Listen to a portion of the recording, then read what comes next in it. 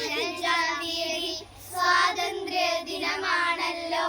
ഭാരത മക്കൾ നമ്മൾക്കിന്ന് അഭിമാനത്തിൻ ദിനമല്ലോ.